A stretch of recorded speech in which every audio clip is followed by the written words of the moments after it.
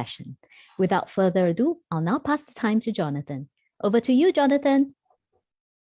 Thank you very much, Tammy, for the introduction, and thank you very much to the audience for taking the time out this lunchtime to join me here for this particular seminar. Just give me a moment and I'll share my screen and get things underway. Okay, so welcome again to the seminar. My name is Associate Professor Jonathan Ramsay. I'll tell you a little bit more about myself on the subsequent slides. Hopefully this is a topic that's close to many people's hearts, something that's quite interesting because we all struggle from time to time with motivational problems, and it helps to understand a little bit about the psychology of motivation if we want to try and overcome those things. So what I'm going to be talking about today is how you might go about diagnosing and solving motivational problems for yourself, but also potentially amongst other people as well. So for those of you in collegial teams, for those of you in leadership positions, obviously motivating others is an important part of your work as well. So just to get things underway, I'll talk a little bit about myself first. So my name is Jonathan Ramsay. So I'm an Associate Professor of Psychology at James Cook University, Singapore. I'm also the academic head for the School of Social and Health Sciences at the Singapore campus of James Cook University. A little bit about my background. My undergraduate degree was in psychology and physiology from the University of Oxford. And my PhD was in psychology, but I did my PhD here in Singapore at Nanyang Technological University.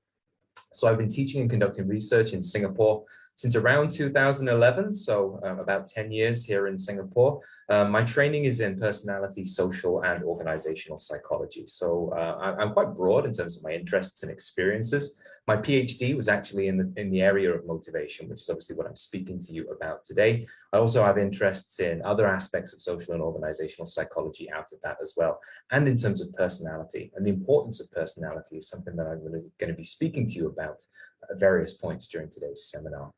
So just, to reassure you that I have, a track record and know a little bit about what I'm talking about in this particular area. I've published over 20 research articles and book chapters in psychology, not all of which are in motivation, but a number of which definitely are. So that's enough about me. I'm going to get into the content of today's presentation now. And to kick things off, I want to know a little bit about how everybody else is feeling. Feel free to share your thoughts, your ideas in the chat. How are you feeling today? How are you finding the start to the working week? Okay, thank you, Arman. Good. I'm glad you're feeling good as well, Teresa. I appreciate Kel Tan's response. Tired. It's not unusual to be tired. A little bit tired. Thanks, Eddie. 8 out of 10, 8.5 out of 10. That's pretty good, actually. And Narita as well, overstretched. This is good to know because this kind of preempts a little bit of what I was potentially thinking of getting at in this particular seminar. I was anticipating quite a few people might feel like this. A few of you are putting on a brave face. A few of you may be feeling genuinely very refreshed, but it's pretty normal, especially at the start of the working week on a Monday, to feel a little bit of stress and strain, whether you're still working from home, whether you're actually back into the office now that things are opening up here in Singapore. It can be difficult to stay on task. It can be difficult to stay motivated. And sometimes it's difficult to know whether this is a problem with you, whether this is a problem with the setting, the organization, the task. And everybody wants to achieve. People want to do well for themselves, do well for their organizations and the people around them. But sometimes it can be hard to get ourselves into that position. So if this is you, or if you at least recognize that this is something that perhaps summarizes how you feel from time to time, then hopefully this seminar will be able to help you figure out a little bit about why. The question about motivation that I want to try and answer today is, why is it so hard? Why is it difficult? Why is it so hard to be motivated? Why is it hard to stay motivated when you manage to get that initial spark? In many ways, this is a very simple question, but it's a simple question for a complex problem. So I want to know a little bit more about why you think it's sometimes hard to stay motivated. Why is it that despite your best efforts, despite your best intentions, despite you wanting something, you find it hard to stay on task and on track? Maybe just share some thoughts on that one in the chat as well. Thank you, Dawn. Distractions. There are many distractions in life. We'll talk a little bit about the different types of distractions and what we can do about them later on. Teresa agreeing there as well. Thanks, Barley. Realizing that the task is perhaps a little bit more difficult, a little bit more insurmountable than you initially thought. having to constantly move between different things, focus on different tasks, things competing for your attention. I know that feeling. Overestimating what we could achieve. That's an interesting one, Winston. Stress, having lots of work to do, emotion regulation. Some tasks are not enjoyable, but must be done. That's a really interesting perspective there. Hannah, thank you very much for sharing that. We're going to talk a little bit about these things that have to be done that aren't that much enjoyable later on as well. A lack of appreciation, that's an interesting one there from Eddie. Joanne, facing challenges that are not within your comfort zone. Challenge is an interesting one, actually, and we're going to come back to talking about challenge later on, because challenge is one of those things that you kind of need to be in a sweet spot for. You need to have a challenge that's neither too high, so it makes you feel discouraged, like you're not capable, but if it's too low and it's not stimulating, then that doesn't at the same time promote motivation, because you're not required to exert that much effort or that much endeavor to actually accomplish anything there. Lack of confidence, that's a very important one as well, Jan, and we're going to be talking about that one later as well. So we've got a whole bunch of different reasons there about why people find it hard to be motivated and stay motivated. And the fact that there are lots of different answers really does illustrate what a complex problem motivation is. There are many different ways of looking at motivation, many different ways of understanding it. And to come up with solutions, we need to be able to diagnose specific motivational problems. And different psychological theories can help us have some help and some insight into different motivational problems. But an important thing to recognize is that motivation is not always hard. Motivation is often extremely easy. So I'm sure every one of you can think of some examples of things that you do in your life, things that you spend your time doing where staying motivated is the easiest thing in the world. When you're having a casual conversation with your friends and family, when you're playing a video game that you really tend to enjoy, when you're working on something that brings you a lot of satisfaction, something that you find very, very meaningful and just fun. In those situations, motivation is not hard. So in order to make motivation easy like that in other settings, we need to find ways of bridging that gap, of making the former type of situation a little bit more like the latter. So an important thing about motivation and understanding the problem of motivation is that when you're unmotivated, when your motivation is low, it's not just you. You are not the problem, but you are an important factor in the solution. So when you're thinking about issues of motivation, you need to think of beyond the individual, beyond yourself, and think also about the kind of task that you're engaged in and the kind of setting in which you find yourself. All of these three things need to be aligned. They need to be in sync for motivation to work. And if one of them starts to fall down, or if one of them's misaligned, then motivation is going to become a problem. So when I'm talking about thinking about yourself, you need to think about who you are as an individual, the unique you. What is your personality? What are your interests, your values, your deepest motives? What are your skills and competencies? Who are you as an individual? And those things need to align with the task. What is the nature of the task that you're being required to complete, or you're setting yourself to complete? Is it something that's numeric versus more language-based? Is it something that's very easy, almost trivial? Or is it something that's very hard? Is it something that you're being required to complete individually, or does it have more of a social component to it? And different types of tasks suit different types of people more than others. You also need to think about the setting. What's the nature of the setting? What is the culture of the organization in which you're working? What are the demands being placed upon you? What's the level of comfort being provided? Are you being pressured, or are you being supported? So having high motivation, having somebody kind of like working at kind of like, the peak of their abilities requires all these things to be aligned. And I'm not naive. It's not easy to get all these things in alignment. But if you understand a little bit about where the problems lie in one of these three areas, perhaps more than the others, we can start doing things to address issues of low motivation. Key point that I want you all to remember here is that motivation, like most things in psychology, is interactive. It requires fit and synergy. It's never just the person. It's never just the environment in which they are. It's about the interaction of those things together. So let's dig down into what low motivation is. Fundamentally, low motivation is an unwillingness to do something. Why you have to do that thing in the first place is a slightly different issue, but we want to talk about what low motivation is. It's an unwillingness to do a task that we are setting for ourselves or being asked to do. And some of these problems of low motivation stem from the lack of fit that I just described on the previous slide.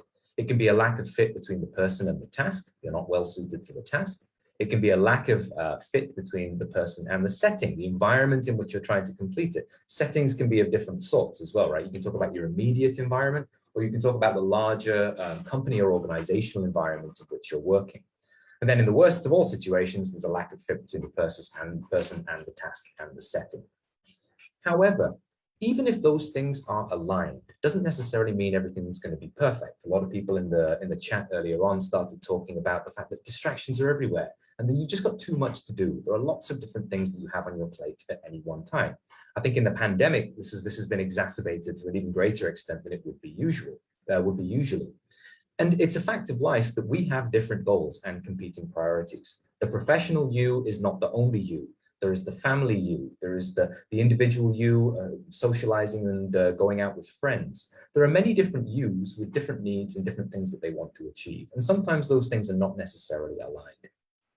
It's also a fact of life that some things are easier and some are hard, while some things can be done quickly, while others require sustained effort. The things that you can do quickly, clearing emails, compared to the projects that you have to really think long and hard about, that's going to take a few weeks or even months to come to completion, is sometimes easier to do the quick, simple things rather than put the sustained effort in place to do the long ones. So these facts of life mean that motivation is never going to be easy for everyone. Even if you do get alignment between those three components, these things mean that we will encounter motivational problems from time to time. We will get distracted. We will sometimes feel overwhelmed. But being able to resolve some of these issues is possible if you use psychological theories to do so. And that's another key thing. Obviously, I'm hoping to give you some practical tips in this particular seminar, but it is important to also bear in mind that there is no silver bullet, right, for motivation. If you really hate something, if you really don't like a particular task and you're doing it simply because you have to for various external, extrinsic reasons, there's no magical way of making you feel differently about it. However, people can reorient, people can put themselves in a different situation in order to solve motivational problems as well. There's no silver bullet for the issue of motivation, but it can help us understand how and why we're unmotivated and what we might do to change things. So the way that I want to try and provide some helpful information and some advice in this seminar is by breaking down some typical reasons for low motivation. So in a previous version of the seminar that I've given, I've had a larger set, but I want to really drill down into 5 for this particular seminar. These are some typical reasons for low motivation that may or may not apply to you, but I think many of them will have applied from time to time. First one, I just don't enjoy it. It's not something that's naturally rewarding for me. Second one, which is kind of related, I kind of have to do it. It's not really something that I enjoy, but I've got all these other reasons why it's important that I get this particular thing done. The third one is I don't know where to start. I've got so many things going on. I've got such a lot on my plate. I just don't know how to begin with this particular task. Fourth one, I keep getting distracted. And the fifth one is, again, this issue of confidence. I'll never be any good at it. It's just not really something that is right for me. My skills and capabilities aren't correct. And that can sometimes be debilitating in and of itself. And to further break down these problems, I wanted you to think about some other categories as well. This issue of the content of motivation and the issue of the process of motivation. So the first two are more about the content of motives, and 3, 4, and 5 are more about the process. So using the psychology of motivation can help explain why we might feel this way, these 5 different motivational problems that we have. And each of them has a solution, although it may not necessarily be easy. So mapping this onto the difficulties that you're facing can help you potentially develop some solutions. So this is the issue of content versus process. So I want to keep it quite theory light in this seminar. I understand that people are looking for practical tips, but understanding a bit of theory is helpful as well. So in motivational psychology, we often talk about the difference between content theories of motivation and process theories of motivation. Content theories of motivation talks about the differences in terms of the types of things that people want. What are you motivated by compared to what are you not motivated by? So motivation content concerns the particular things you want. Success, warm relationships, power and influence, prestige, all of these things concern the content of motivation, the things that people strive after. The process of motivation is about how you go about it. go about it. So you set a particular goal to achieve a certain thing. What steps, what ordering of tasks and processes do you then follow to try and bring that to fruition? That's the process of motivation.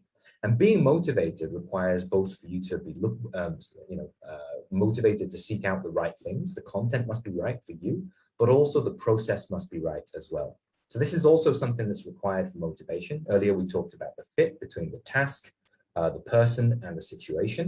The correct content and the correct process all also need to be in place for a person to be motivated, okay?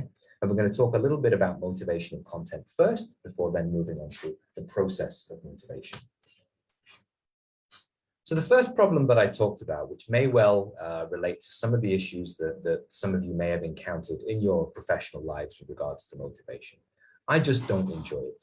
This is an obvious statement, right? We enjoy some things in our lives, but not others. And there are some things that we're pretty kind of ambivalent about.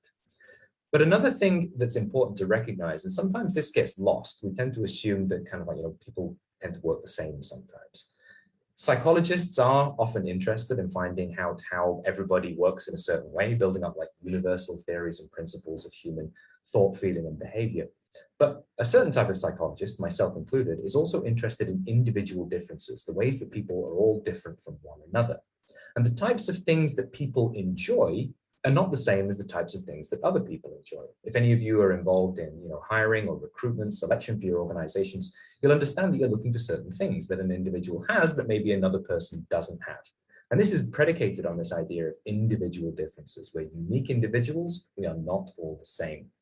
So the types of things that you enjoy, the types of things that are naturally satisfying to you, are determined by your personality. Personality is absolutely critical to motivation.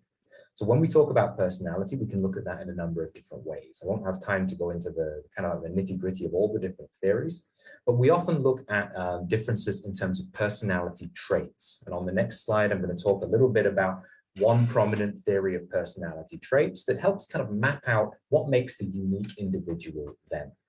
An example of a personality trait that most people are familiar with is extroversion, right?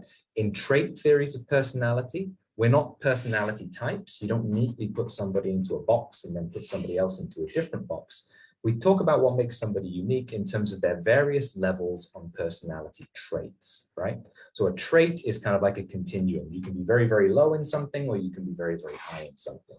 We all know a few people who are extremely extroverted, more than happy to strike up conversations, socially very, very bold. These people would be considered high in extroversion, whereas other more introverted people who are a little bit more timid, a little bit more quiet, don't enjoy social interaction as much, they would be considered to be low in extroversion. So the types of activities, the kinds of things that we enjoy are determined by our levels on certain personality traits. Another way in which people vary is in terms of their motives. Some people are motivated by different fundamental motives, such as the need for power, the need to have influence, the need to be well regarded, have good social standing. Other people are motivated more by the need for affiliation, so this need to have warm, close personal relationships. Different people are motivated by different things, and it's your position in these different areas and continua that make who you are.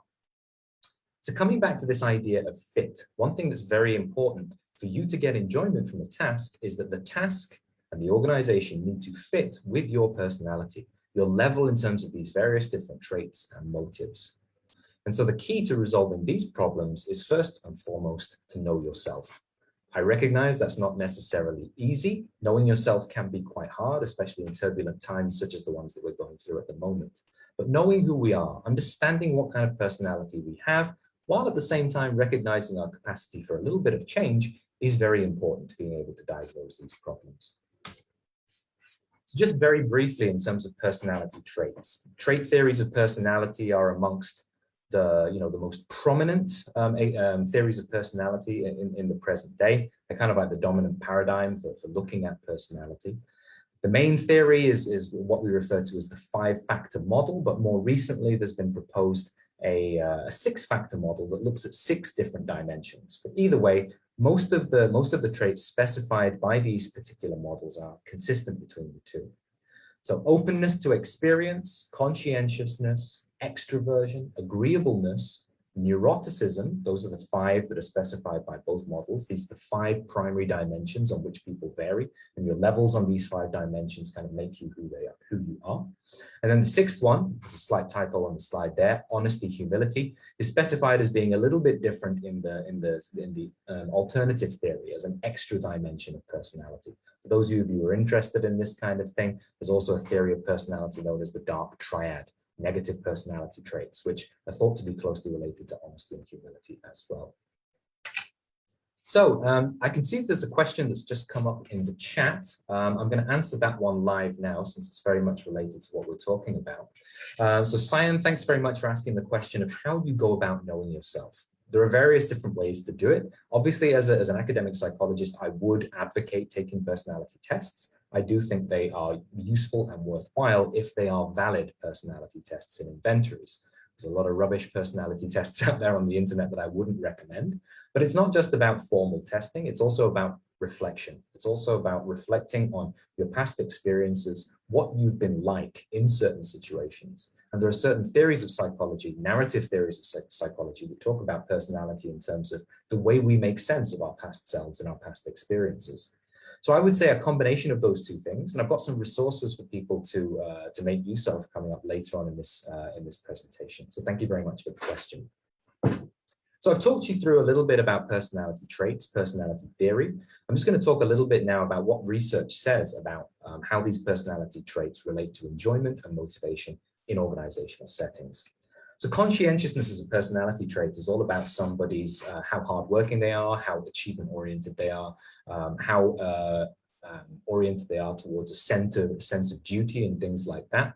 Conscientiousness is a very helpful personality trait, something that really does predict performance across all jobs. So conscientiousness is a very good personality trait to have, although we can't all be high in conscientiousness.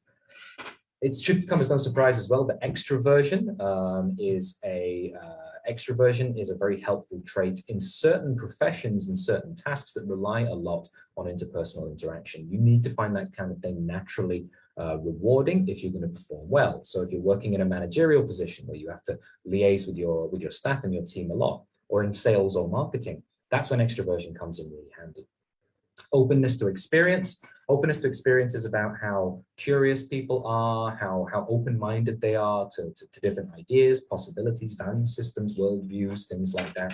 So for somebody who has to work in a creative capacity, for somebody who isn't just executing a set of SOPs, openness is very, very important. And somebody who's high in openness to experience will enjoy those kind of roles far more than somebody who is low.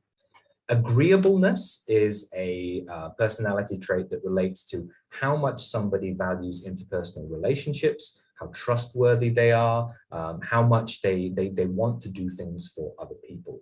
So agreeableness is a great personality trait. We all like to hang around with agreeable individuals. However, in certain environments, agreeableness is not ideal. So individuals who are placed in highly competitive environments or tasks that are structured in ways that are competitive rather than cooperative tend to perform worse and tend to feel less satisfied. So here I'm just giving you a bit of a window into how certain personality traits will mean that you enjoy things more in certain tasks and positions compared to enjoying them less. So understanding your own personality is an important first step there. So I can see there are a few other questions coming up in the chat at the moment. I'll try and answer a few of these as I go through, but I might leave some of them to the end as well. I just want to quickly talk to one, speak to one from Colin that came up there. So Colin asks, can a normally super lazy person be motivated to become more motivated and have more energy to do things and activities? The answer to that question is no. But at the same time, I don't think there is any such thing as a super lazy person. There is just a mismatch between an individual and tasks and activities. If you're lazy, that's because you don't derive any satisfaction from the task that you're being required to do. And it's also because you don't see any great value and importance in that task. You find yourself in a different task, in a different setting, those feelings go away. And then laziness no longer necessarily applies. So as I mentioned earlier, there are no silver bullets, but understanding why somebody feels unmotivated, which is fundamentally what laziness actually is an important first step for being able to solve those problems. And I would encourage you not to categorize an individual as being lazy. Just think about that lack of fit. Okay, in the interest of time, I'm going to move on now and try and answer some more of the questions later on. So this first problem that we've been talking about for quite a while now, this problem of not enjoying it. How do you go about solving the problem? First thing, know yourself. Reflect on your past experience. Where did you find yourself happy? Where did you find yourself naturally motivated? Where did you find that you were enjoying the things that you were doing? And what are the implications of that for your personality? Like I said, I'll also talk about some resources that can help with that process later on as well. Try to maximize fit with tasks and settings. If you know that you're an introverted person, if you know that you're a conscientious person, but if you know you're high in agreeableness, what are the implications of that for the kind of job and work that you should be doing? Of course, it's not necessarily easy to move between organizations, to move between different jobs where you need to retrain. But ultimately, if you do want to solve motivational problems, oftentimes when it's an issue of motivational content, it's not sufficient just to stay where you are. Another key thing here as well is aligning with abilities. So far, we've kind of ignored the issues of skills and competencies. If somebody enjoys something a lot, but they're not actually very good at it, then ultimately motivation is going to become a problem because people will fail and they will become discouraged. So try and align not just between the task and the setting, but also with your own abilities too. But over time, I think personality and abilities naturally tend to kind of align anyway because people tend to enjoy the things that they're good at. Key point here before I move on as well is that many different types of transitions can enable fit. It doesn't mean that you have to quit your job on the spot, go and find a completely different career in a different area for you to get better fit between you, the task, and the environment. Moving between roles within an organization, structuring your work in a different way, finding aspects of the work that were previously underappreciated by you, that you didn't really pay much attention to. All of these things can be done to enhance fit. So problem number 2, I'm going to move on now. This issue of I kind of have to do it, right? I think a lot of people sometimes feel like this in their professional lives. You know, you've got bills to pay, you've got mouths to feed, you've got all of these expectations that have been put on you for so many years from your family and from various other sources. And we do these things because we feel we have a sense of, we have an obligation to do these things rather than finding them enjoyable in and of themselves. So this is a key thing about motivation, and many of you might be familiar with this distinction between intrinsic and extrinsic motivation, right? Many of the time, oftentimes we are extrinsically motivated. We do something because it helps us get something else that we want. Maybe it allows us to own a certain type of car. Maybe it allows us to be able to pay for fees for our sons and daughters' education. There are many different reasons that we do it. That's not necessarily about us. It's not about what we like, what we enjoy. We do it for these other reasons as well. Unfortunately, extrinsic motivation is not the best form of motivation. It can get things done. Carrots and sticks do work under certain situations, but extrinsic motivation is not self-sustaining. It's not something that naturally reinforces itself, and it doesn't lead to enhanced well-being, and that's a feeling of satisfaction. Intrinsic motivation, where you do something because it brings you happiness, it brings you joy, it brings you a sense of satisfaction, like playing a video game, is the kind of thing that is self-sustaining and will lead to greater satisfaction in the long term. So another important thing to realize about motivation is that you do need to find aspects of what you do enjoyable if you want to be motivated.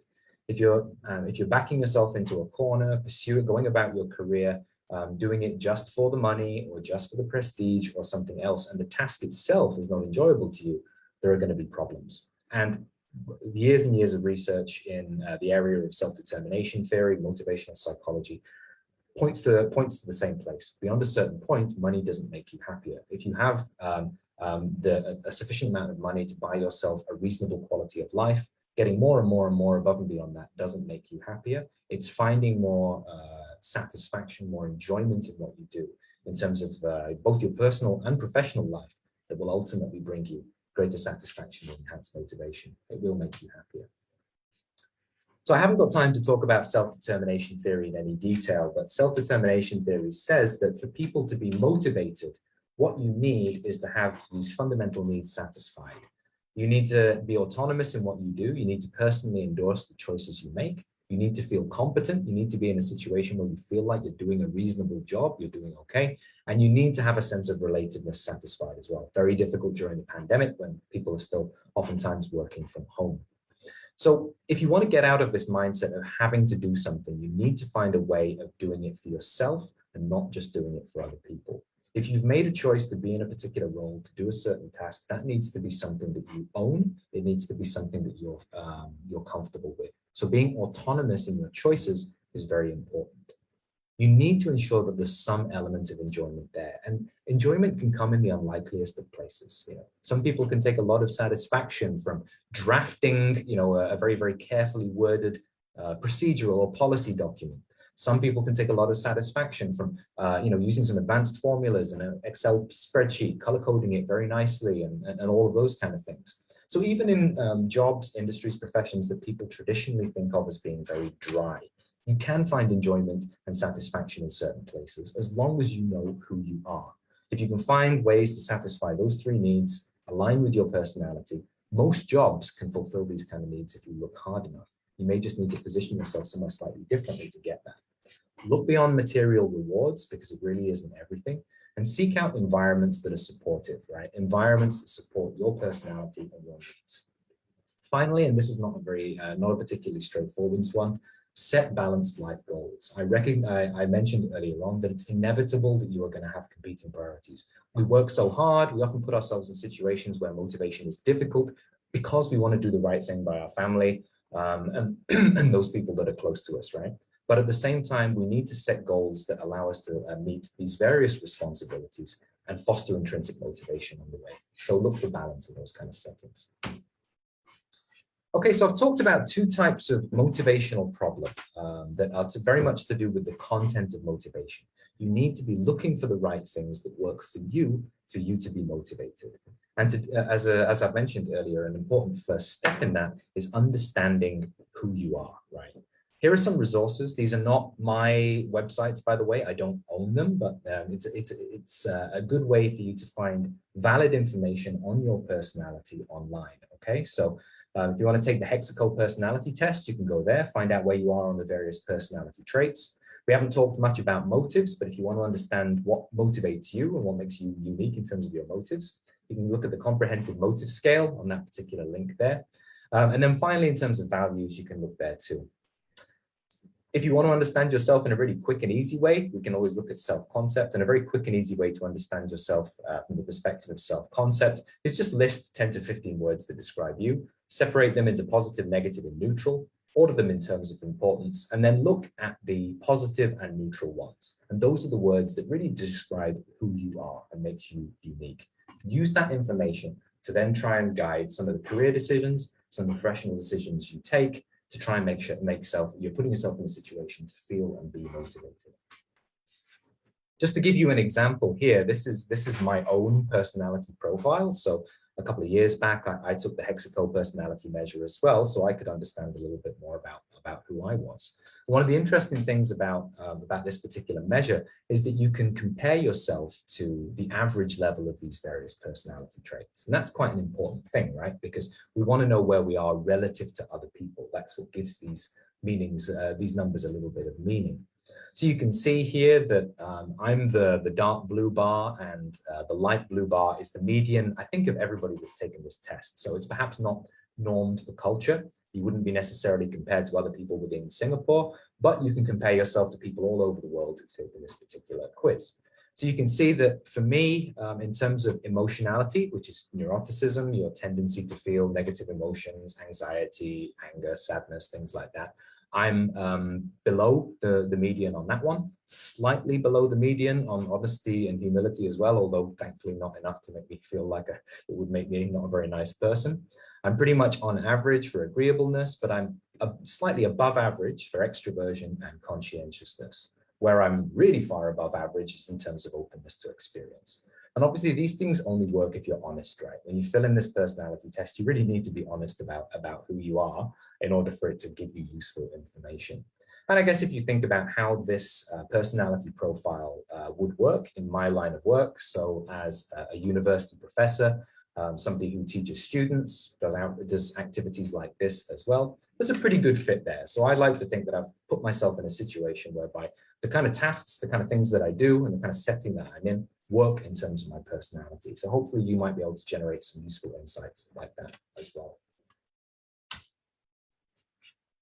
Okay, before I move on to the process of motivation, I just want to quickly remind you of a couple of key points from the first section of this seminar. Personality is really important. Needs and motives are really important, but don't forget the importance of abilities as well. So multiple intelligences, the knowledge you have, the competencies you have. You need to understand that for you to feel satisfied, for you to feel motivated, you need to be able to meet certain performance standards within that particular domain of work. So it's important to be able to differentiate between what you like versus what you're good at. If both of those things align, then you're in a really good position and you should definitely follow that kind of pathway.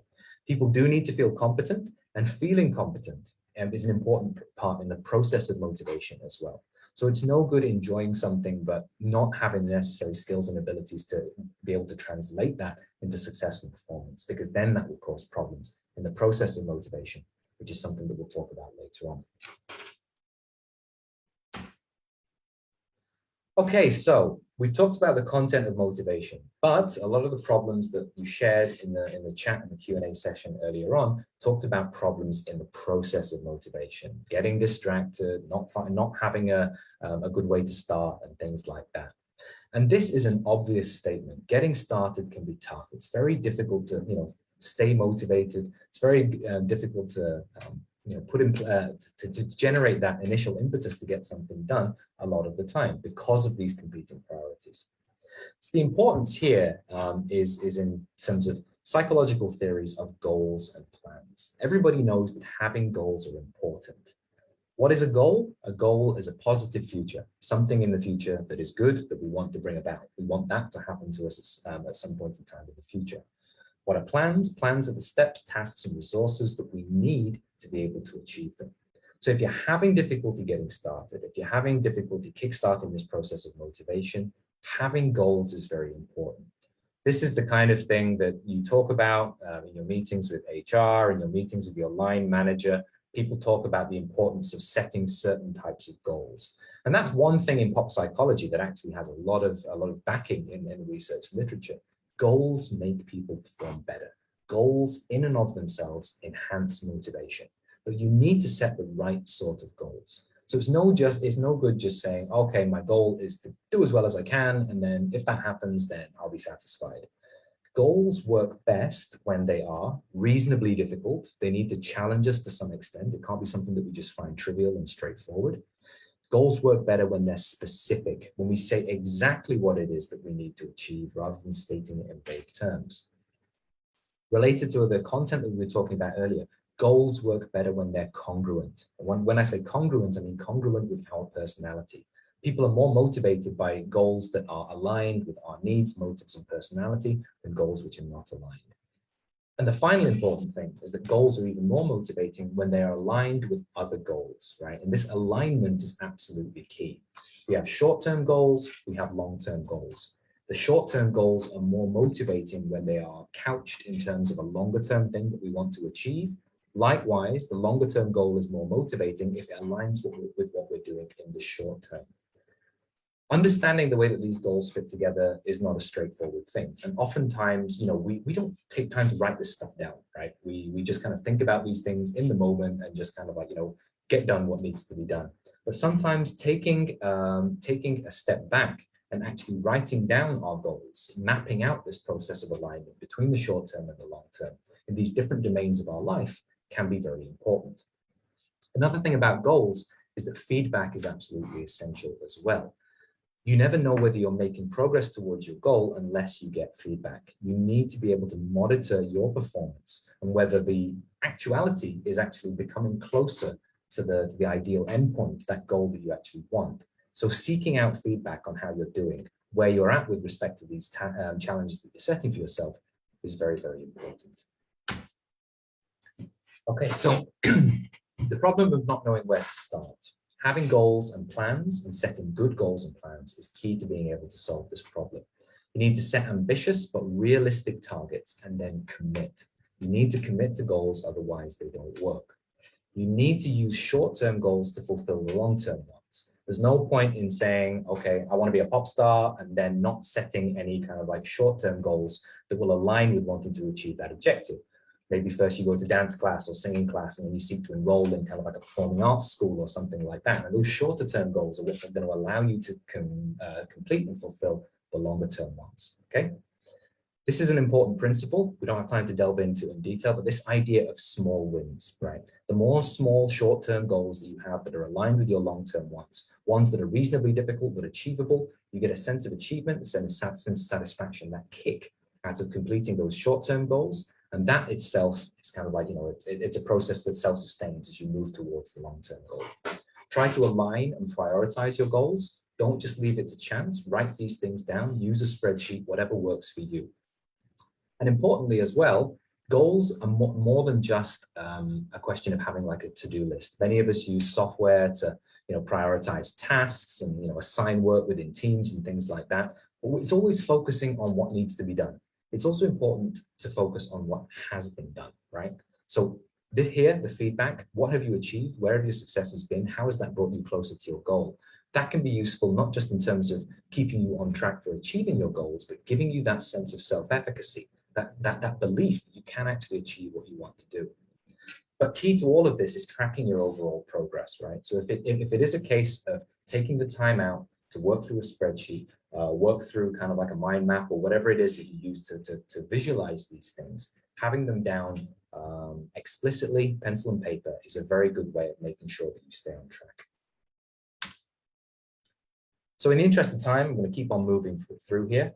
Problem number 4, I keep getting distracted. This is inevitable, right? Especially in today's technologically enabled age. Another obvious statement, it's difficult to stay focused a lot of the time, especially when things are hard. And the important thing to recognize here is this is perfectly natural. Because you're being distracted doesn't make you a bad person, doesn't make you an ineffective person. It's inevitable given the fact that we have competing goals and priorities in life. And that's what distraction is. Distraction is when we are subconsciously switching to a different goal because of fatigue, because of worry, or simply because that other goal is something that's also important in a different domain of our life. So the important thing here is recognizing that this distraction is natural, while at the same time also recognizing that self-regulation, that being able to monitor when we're getting distracted and plan what to do if we do, is an important way of solving this problem.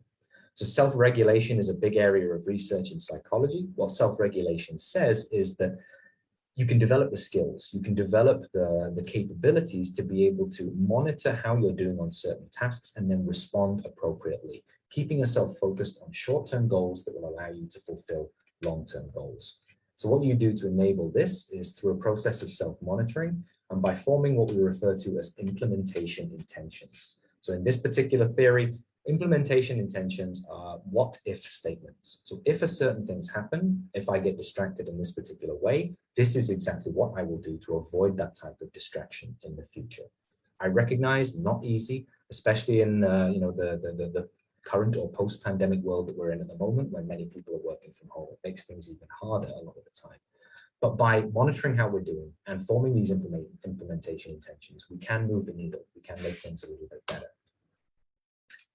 So how do you solve the problems of getting distracted? Reduce the likelihood of distraction in the first place. There are things you can do to make it less likely. The internet can be disabled on your main device. You can switch off your phone. You can put your phone in a different place. You can minimize the number of notifications and alerts you receive. All of these kind of things can reduce the likelihood of you being distracted by being basically asked to focus on a different goal. That's what distraction is. And you, when there's a particular task that you need to remain focused on, can do something to reduce that likelihood.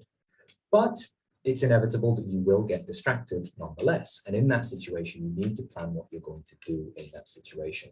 Strengthen the measures if you don't work, and keep track. Be mindful of how successful you've been and react accordingly. If the distraction reduction measures are working, keep going. If they're not working, you need to do things differently, or you need to strengthen what you're going to do. And another final obvious point from the self-regulation literature is that you need to set yourself up for success. People are more likely to be distracted when they're fatigued, when they're worried, when they're tired. You need to rest well. You need to maintain yourself in good physical condition to avoid these issues of distraction. Again, not easy, but it's something that's been proven time and time again to work. I'll just very quickly talk about one last motivational problem before we move into a summary and then hopefully time for a Q&A later. One problem is that sometimes there's just some stuff that you can't do. And it's important to recognize there are certain things in this world that we can't achieve. We don't have the right skills, capabilities to be able to do that. However, for those things that you can do, belief can tip the balance. So the importance of self-efficacy, the importance of belief in what you can do, may sometimes give you that extra motivation and push. Self-efficacy is this feeling that we can do something in the right circumstances. And we can get this feeling of self-efficacy from various different places. How we've achieved in the past, our appreciation of the achievements of other people speaking to us and persuading us that we can do it, and also some feedback on our own physiological state. And when we have this belief, it's a key influence on effort and persistence. If we believe we can do it, we're more likely to persist, we're more likely to go the extra mile because we believe it's going to get us the outcome that we want. So trying to nurture a feeling of self-efficacy is very, very important. So when you want to solve this particular problem, look at what you have achieved. Again, you derive feelings of self-efficacy from looking at your own past achievements. Be encouraged by the success of similar others, people who are a bit like you, came from a similar background, have a similar set of qualifications. How have they done it? Do you know them? Talk to them about it and be encouraged by the success that they've enjoyed. And seek out encouragement along with feedback. The importance of surrounding yourself with people who are going to nurture and encourage those kind of behaviors, those kind of ideas is very important too. So very quickly to recap, because we don't have a great deal of time, motivation is about content and process. You need to be looking for the right things. You need to be going about it in the right way.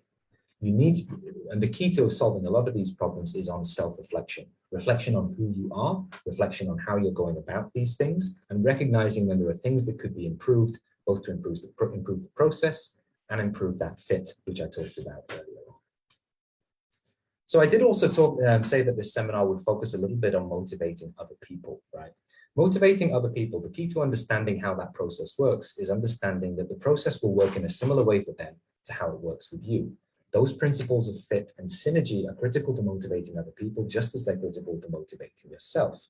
So the key first step to making sure that other people are motivated is by getting your recruitment assessment and selection decisions right in the first instance. Incorporate valid measures into your selection process in your organization to make sure that you're recruiting people with the right personality, motives, attitudes, and values. They have that right fit with your organization. And that's not just benefiting you, it's benefiting them, because they will feel naturally motivated, they will feel that their needs are satisfied, and they will go the extra mile when they get in there. So this is important to note as well. This is only sensible in the context of a job analysis, right? You need to understand what the job that you're hiring for actually entails, the kind of tasks, the kind of activities, the kind of competencies that are required to perform well. If you understand those things, that's when you can implement valid selection measures to ensure that you get the right person that fits with the task for motivation to just come naturally. Intrinsic motivation is important for other people in much the same way that it's that it's important for you. So making sure that people are intrinsically motivated is going to be key to motivating other people too. It's not about you setting targets for them all the time. It's about putting them in environments whereby their natural inclinations come to the fore. Clarity is important here, setting specific goals and expectations. So moving out of intrinsic motivation into the importance of goals that we just discussed. So goal setting doesn't just work in terms of the goals that you set for yourself. The way that you set goals for other people also has the power to motivate them. If you set things that are way too hard, it's not motivating because they're going to feel discouraged. If you set things that are too easy, it's not motivating because they're not required to exert any effort. And couching these things in terms of grander visions, in terms of what this is going to achieve, is going to be very, very important for keeping them motivated, because that allows them to put the short-term goals in the context of larger long-term goals as well. The importance of feedback, the importance of small wins, the importance of appropriate challenge that we talked about in terms of personal goals will be very important for motivating other people as well.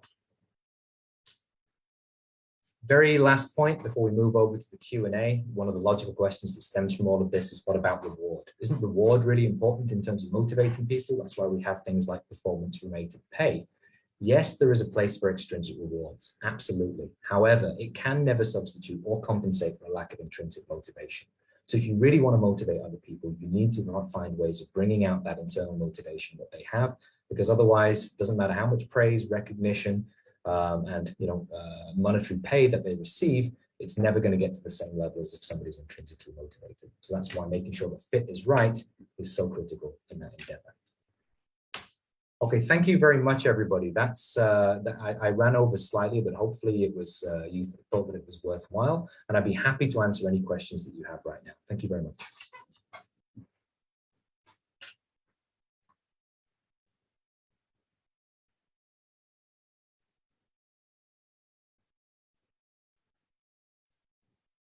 Okay, I'm just going to go down the list of questions that are there in the chat.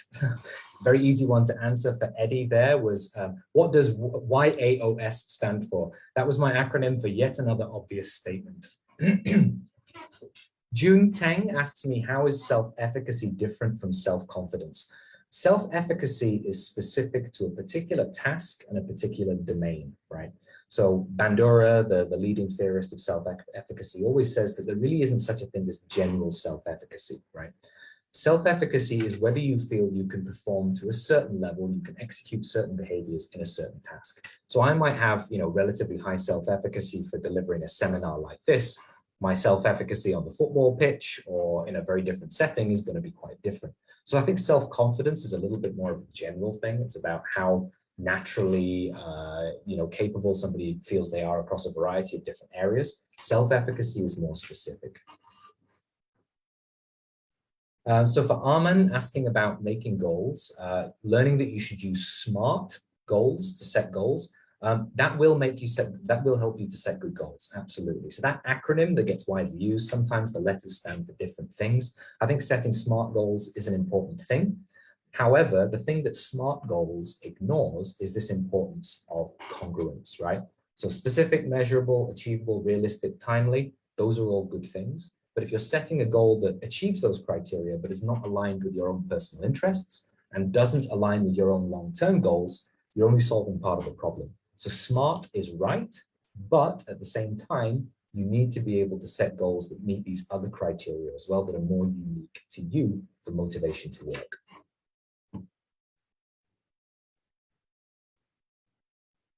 Okay, so I think Cindy is probably answering a question here that a number of people would like to see answered. How can you grow intrinsic motivation for a task or job that only extrinsically motivates you, e.g. just to pay the bills?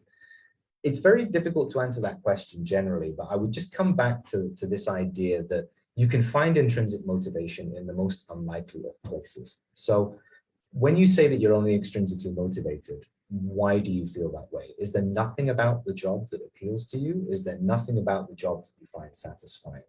Even in tasks, activities that other people might find quite mundane, you can gain satisfaction from a job well done. There may be elements of the job that you find enjoyable. There must be some parts of it. And there must be ways of emphasizing those elements of the role and potentially de-emphasizing some of the others. There is a social component to most aspects of work these days. People work together as part of collaborative teams. And a lot of people who are more extroverted, more agreeable, thrive in those kind of like social and cooperative environments. So finding ways to do that kind of work in a more social or cooperative way can be an important way for solving that problem for a certain type of person. But it all comes back to this idea of knowing yourself, knowing which aspects of the job are going to be intrinsically rewarding to you and knowing which ones aren't, and finding ways of structuring your work such that the intrinsic motivation comes out. I don't think there is any job in the world, probably a few, but not many, that are completely unappealing that nobody wants to do. There are always ways of finding a bit of intrinsic motivation, but that will depend on who you are.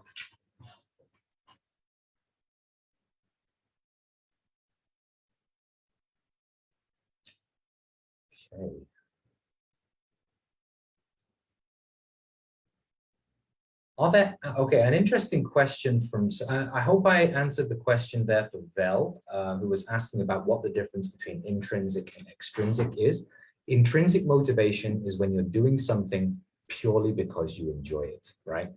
I'm not naive enough to think that all work is intrinsic motivation. That is very rarely the case. However, we haven't had time to go into this in the seminar itself, but intrinsic, extrinsic is not a binary category, right? It exists on a continuum. There's completely extrinsic, like, gun to the head, you have no desire to do it at all, but you're just being forced to do it. And pure intrinsic, where you're just doing it for enjoyment. There's absolutely nothing else you get out of it at all. I think most people, what they should be striving for is a level of intrinsic motivation where it's somewhat internalized. So it's more intrinsic than extrinsic, but extrinsic still plays a role, okay? And the importance there is that it's something that you personally endorse, it's something that you're autonomous in your choosing, and it's something that you get some satisfaction from. You enjoy it to some extent, and you recognize it as being something that's genuinely important and meaningful. That's what you'd be looking for. But the basic distinction is extrinsic, you do it because it helps you get something else. You don't care about the task at all. Intrinsic is when the task itself, the motivation is purely internal. You're doing it just because you love it and enjoy it. Okay, so an interesting question from Kum, working with students on careers. How would you motivate those who don't even know what they want at this stage? Look, I'm somebody who took time to find what they want in life. I'm not somebody who came straight out of my undergraduate degree knowing exactly what I wanted. And I think in Singapore and elsewhere in the world, there's a lot of pressure, right? There's a lot of pressure to commit early to a career, to start climbing the ladder, to start earning money, all of these things. And these are sources of extrinsic external motivation. These things can be difficult to enjoy. And it's a very pressurizing situation for a young student to be in. And ultimately, what they need to try and do, I think, is try things during their undergraduate degree. Look at the major that they're taking, look at the electives that they're taking, see what content stimulates them, what they find enjoyable, and use that to help guide their subsequent career choices. You can get that information from the modules that you take at university. Obviously also trying these things. So doing voluntary work, internships, work placements, things like that. Those are very important for getting a little bit of a, dipping your toe into the water of what a particular role or what a particular profession or career will actually entail. So gaining some practical experiences, seeing whether you feel intrinsically motivated in certain situations is important too. But I think it's always going to involve a degree of trial and error. You may not get it right first time. You may decide to reorient yourself in terms of your career a little bit. You may decide in later life to do a career switch. People do change. People recognize sometimes things about themselves that they didn't appreciate before. So I think there is planning that can be done during the undergraduate days, but people need to be prepared to react to having that more insight into what it is they really want that comes later. And sometimes that doesn't come straight away after you graduate.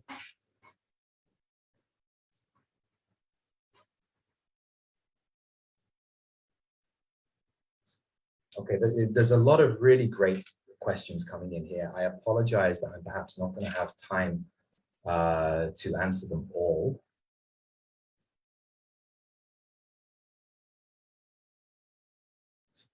Okay, an interesting question that's come in from Eddie here.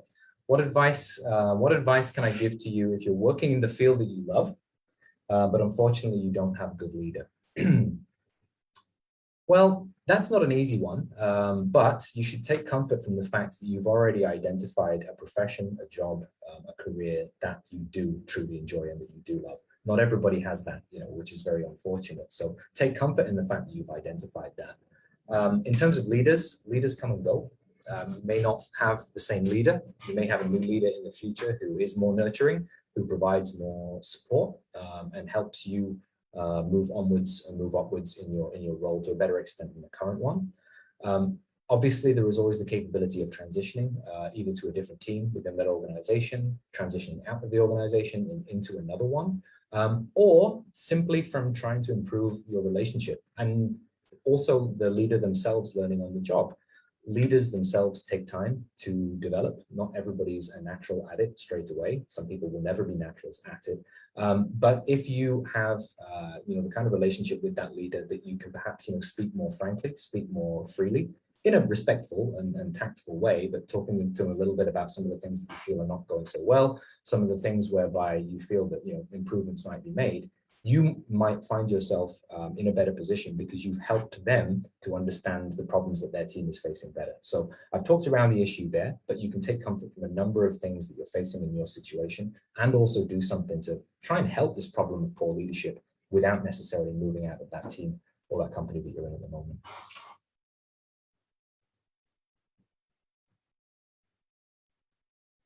Okay, another question that I'll try and answer here. I'm going to rely on the HeadHunt guys to kind of tell me when I'm out of time. I'll continue answering some questions. So Ellen, how to motivate individuals in your organization who do not have good enough skill in some job description? Thank you. I think you've identified that the problem there is not necessarily a problem of motivation. That's a problem of ability and a mismatch between skills and abilities and the role to which they've been assigned, right? So you can motivate that individual, but if that individual cannot perform to the required standard because they haven't been trained in the appropriate way, because they don't have the right core competencies, to use the common terminology, they're going to become demotivated again because they're going to fail and they're not going to live up to their own expectations. And also it's going to create a less than ideal situation in your organization because you need people to be performing, right? So in this situation, I think the best thing to do is to reassign, or if it's the kind of skills or knowledge gap that can be solved through training, try to train the individual. And importantly, be supportive during that process, right? Because it's no fun to be in a situation whereby you're feeling like you're not doing a good job because you've been assigned to a role that you're not well suited to, right? So this comes back again to the importance of getting hiring, selection and assessment decisions right in the first place, because without that, you're going to get yourself into this kind of situation that's very tough. So I think reassignment and retraining is very, very important here, and supporting the individual to whatever extent you can to make them feel, to make them have that sense of self-efficacy that with a bit of time, with a bit of learning, with a bit of retraining, they can overcome that gap. Thank you for the question.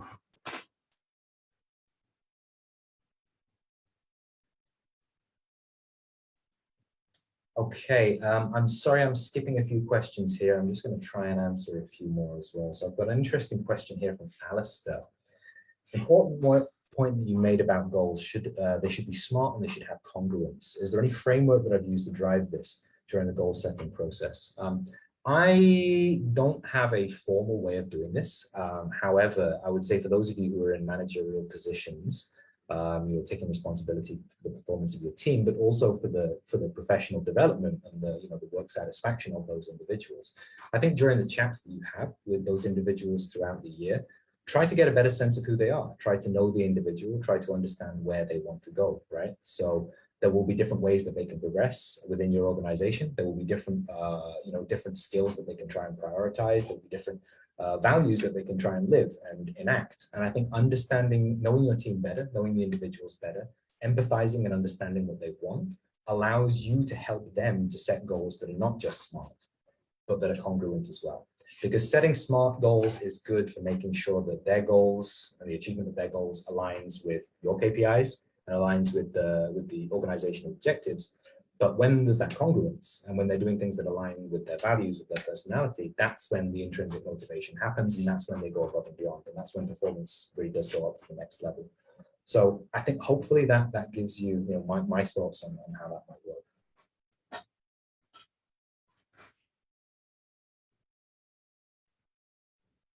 Okay, I've got an interesting question here from Bali as well, which I'm going to answer. What would I suggest to someone so they can develop more self-awareness and to know themselves better? And does culture affect people's extrinsic motivation?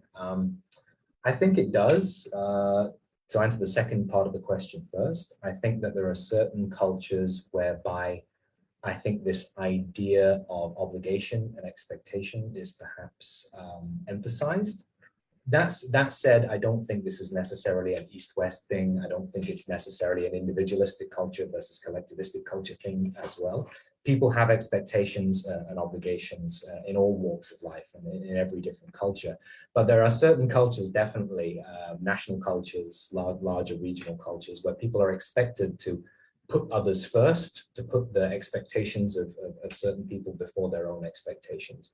And there is a place for that in society, and there is a value of that in society, but it's also important to recognize the individual, I think, and the fact that we are all different and we do all want different things. And that people are just going to end up unhappy if they're doing everything out of a sense of obligation, for sure. So I think extrinsic motivation happens everywhere. There may be certain cultures where people put themselves in a position to be extrinsically motivated more than others. But I do think that there's a balance to be struck there. So like I said earlier, I don't think we're ever going to get to a place where somebody is perfectly intrinsically motivated all the time in their professional life. It's not going to happen. We will always have these obligations. But tipping the balance in favor of intrinsic motivation is important. You can do that in any culture if you do that process of self-reflection. And that comes on to the first part of the question you asked. And so what would I suggest to somebody to develop more self-awareness and to know themselves better? I think I would try and encourage them to use the kind of resources that I mentioned earlier on. People were asking me to comment on the validity of various different personality profiles and tests. I'm going to try and avoid doing that. I don't want to upset anybody, but you know, there's a lot of academic literature out there that's accessible to people about the various validities of different tests, and I would encourage you to use the ones that are more valid and supported in an academic environment rather than just in a corporate environment. So I would encourage them to make use of those kind of inventories and resources, and also just an exercise in self-reflection in terms of being honest about environments and settings in which they found themselves enjoying themselves. And, you know, anecdotally, when I made my career switch in my mid to late 20s, from doing what I was doing previously to becoming an academic, the primary driver of that decision was me thinking back about what it was that I enjoyed the most. And I thought back to my undergraduate days about conducting research, writing essays, doing work in the area of psychology and understanding people better. And I couldn't think of a single thing I'd done in my professional life since then that satisfied me more than that. So this idea of coming back to psychology for me was something that was driven by reflecting on my past experience and just looking for something that I enjoyed.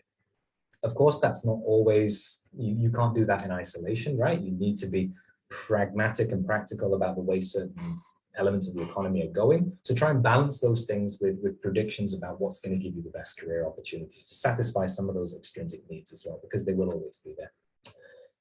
Hopefully I've answered your question, Bali. Thank you very much for posing that one for me.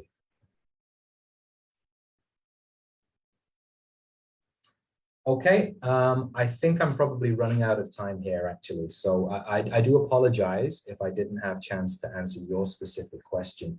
I know that my colleague David has got some very important information to share with you now about some of the programs that we have here at JCU. So I'm going to wrap up the Q&A session now. And once again, just thank everybody for your attendance and for the fantastic questions you posed. So thank you.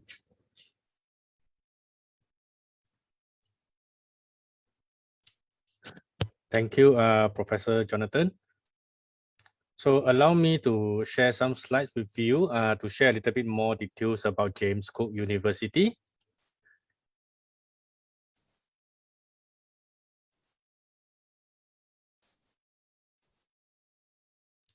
Okay, I hope all of you have enjoyed the seminar provided by Associate Professor Jonathan Ramsay. So I will just have some quick sharing slides to share with you about James Cook University and some of the programs that is under Professor Jonathan in our psychology faculty.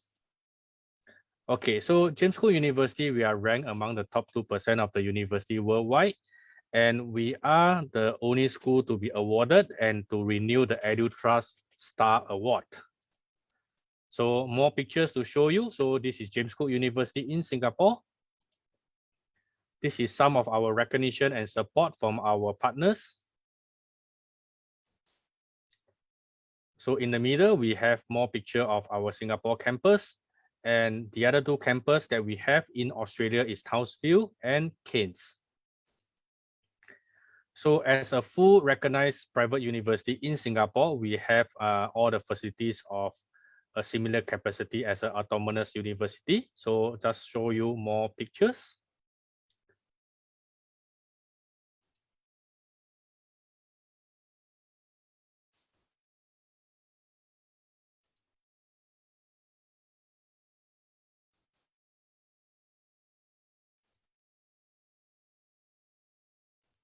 Okay, due to time, I will skip quite a lot. Basically, there are pictures of our facilities and our services.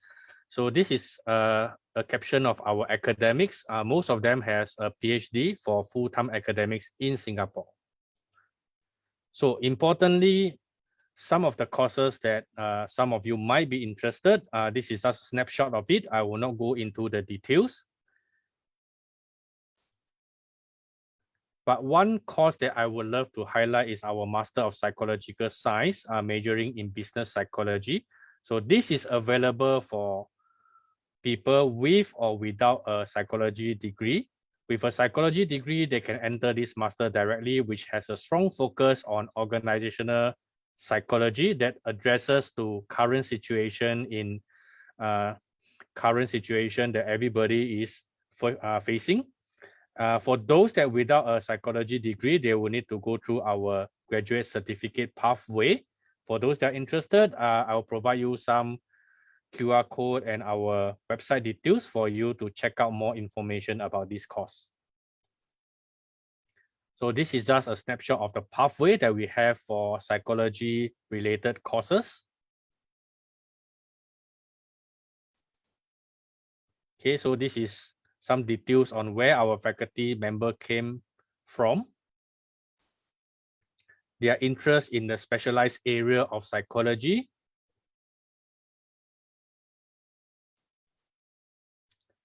this is where they are trained and some of the journals that they have published. Okay, so I hope all of you have enjoyed the seminar today, and this is our next two seminar coming out on the 14th and 21st by two of our academics in James Cook University.